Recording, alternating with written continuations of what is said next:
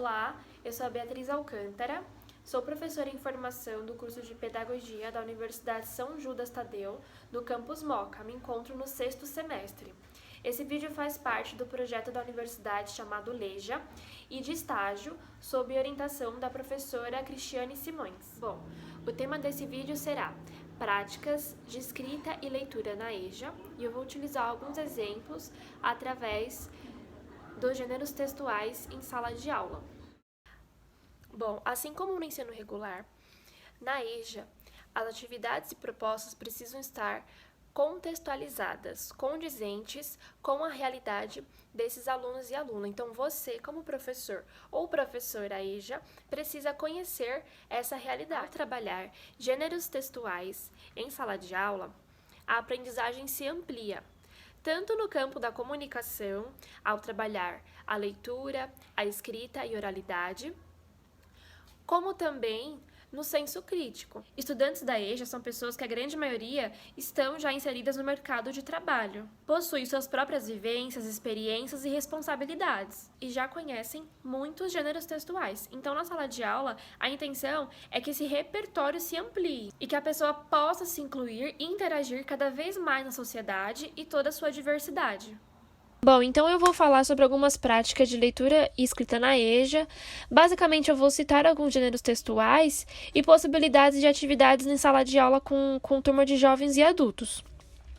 É muito importante enfocar as características do gênero textual que está sendo trabalhado, para que os alunos e alunas da EJA possam compreender e reconhecer a construção composicional desses gêneros, ou seja, o modo de organização do texto, a forma em que ele é estruturado.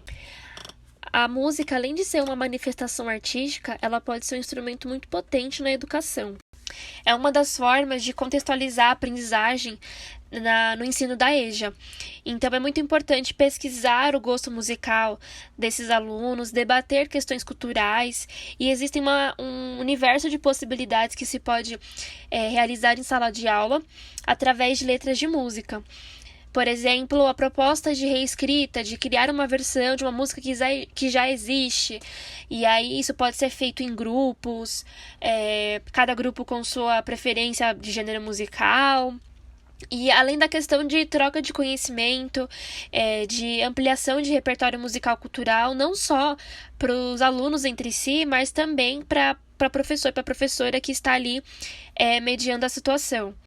Os folhetos de supermercado, ele pode englobar uma aprendizagem interdisciplinar por envolver o raciocínio matemático, né? Então, é algo que está dentro da realidade deles e é possível propor situações, simular compras,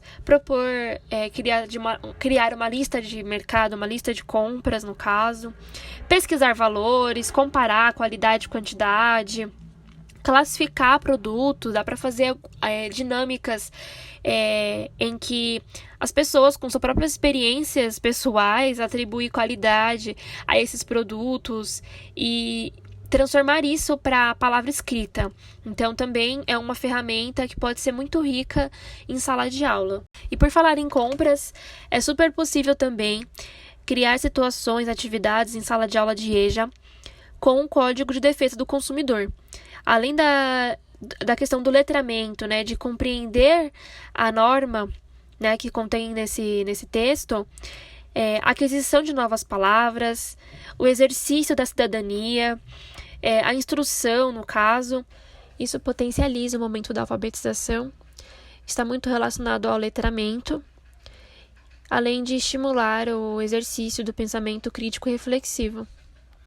Bom, a carta é um dos gêneros mais antigos, né? Um instrumento muito antigo de comunicação escrita, e ela também está relacionada com outros gêneros utilizados atualmente, como, por exemplo, o e-mail, a comunicação digital, né?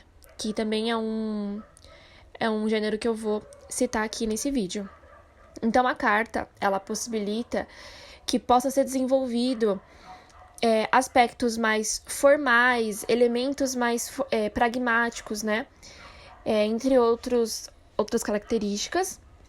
E ao trabalhar esse gênero, vai ser possível que o aluno ou aluna da EJA possa diferenciar esse gênero dos demais gêneros textuais, compreender a estrutura formal para compor uma carta, né? Além de ter o contato com cartas informais também, que é muito importante.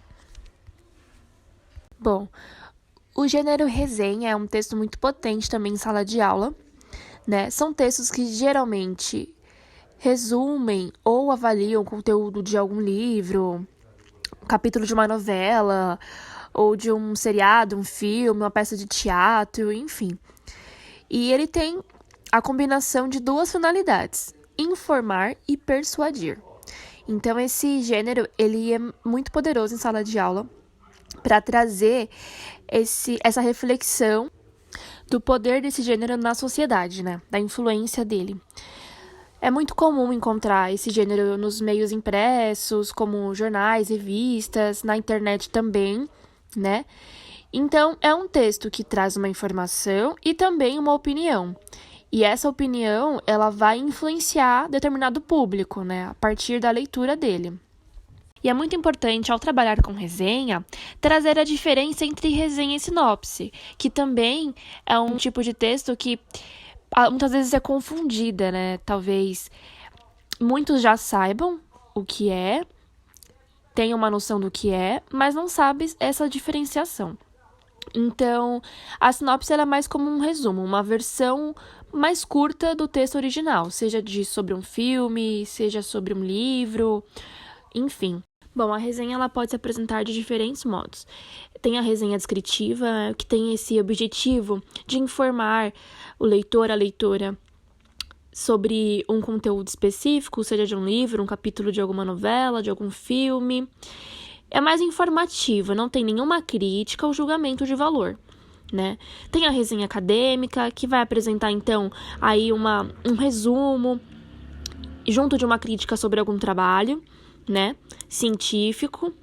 E a gente tem a resenha crítica, que, além de resumir, seja o filme, seja a novela, seja o livro, ela vai fazer uma avaliação, uma crítica, apontando os aspectos positivos, aspectos negativos. Então, é um texto de informação e de opinião, que é muito comum a gente encontrar esse tipo de texto no jornalismo, né? Então, trabalhar a resenha em sala de aula é muito poderoso para que seja possível esse momento de desenvolver exercício mesmo do senso crítico, da reflexão desses adultos. Eu vou deixar aqui uma sugestão de aula que envolve resenha do portal do professor, no site oficial do MEC. Então, lá você pode consultar e adaptar para a realidade da sua sala de aula. Bom, vamos falar agora sobre o gênero receita. A receita é um gênero textual que apresenta duas partes bem definidas, que são os ingredientes e o modo de fazer, né? E ela pode ou não ter um título, não é uma regra. E esse gênero, ele é muito conhecido pelos adultos, principalmente se for uma receita culinária, né? Então, é muito rico trazer a receita para a sala de aula, porque a estrutura composicional dela é muito conhecida pelos adultos da EJA, né? Então, a gente pode aprofundar esse conhecimento que eles já possuem, observando os verbos, né? Que eles se apresentam quase sempre no modo imperativo, né? Às vezes, o imperativo é substituído pelo infinitivo, como, por exemplo, ao invés da instrução prepare a massa, pode ser preparar a massa, misturar tal coisa, tal ingrediente, né? E junto com a receita, a gente pode trabalhar tutoriais, o orçamento, por exemplo, o orçamento de um pedreiro para tal serviço.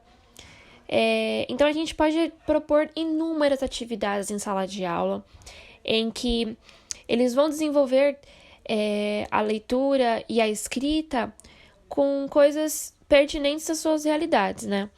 Então, é muito importante trabalhar com esse gênero, com esse tipo de textos. Outro gênero muito importante para trabalhar em sala de aula é os gêneros textuais do universo jornalístico, né? A gente tem as manchetes, as notícias, as reportagens, e esse é um dos gêneros mais conhecidos e acessados no nosso cotidiano, né? E é muito importante analisar a linguagem que se usa nesses tipos de textos, nos diferentes tipos de veículos de comunicação.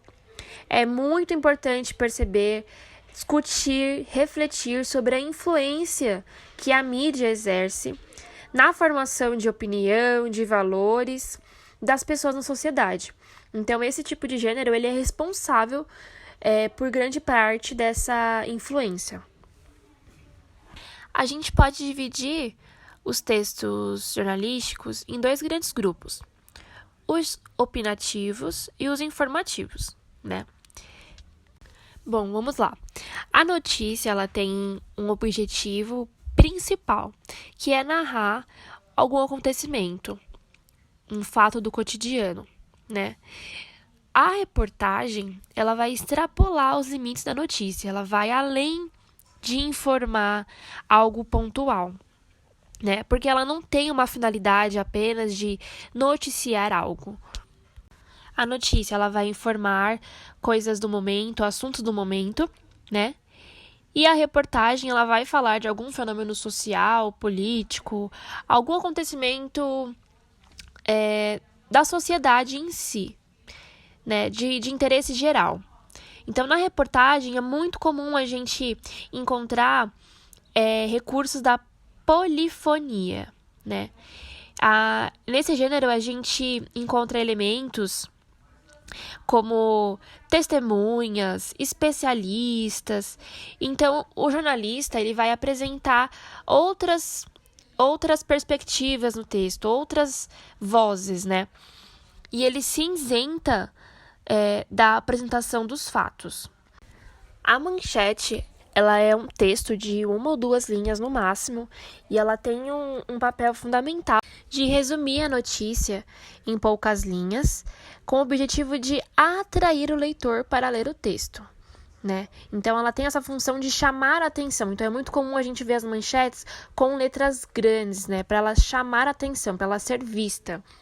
Em sala de aula, pode resultar numa aprendizagem muito rica ao trabalhar com notícias de reportagem, manchetes, na produção textual e na leitura também.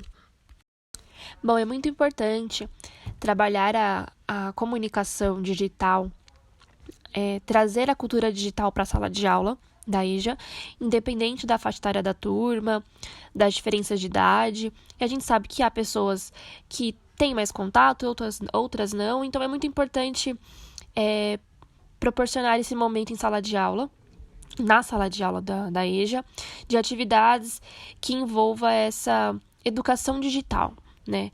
Então, trabalhar o e-mail é muito importante, porque é algo pertinente da vida adulta também, né?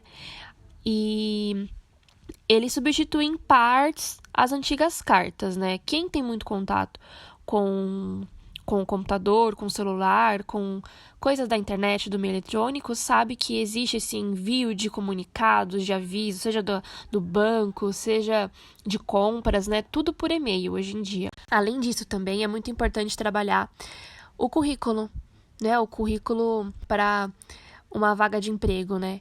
Então, é algo muito pertinente à realidade das pessoas adultas e é muito importante que eles aprendam a estruturar um currículo, a compreender a composição desse tipo de texto e que vai ser muito útil para as suas vidas. Bom, aqui está uma lista de outros gêneros textuais que podem também ser trabalhados em sala. Eu optei por selecionar e falar sobre, nesse vídeo, os gêneros que são mais presentes e comuns no cotidiano dessas pessoas, mas a gente sabe que existe inúmeros gêneros textuais e possibilidades. Esse vídeo se encerra aqui e muito obrigada por ter assistido.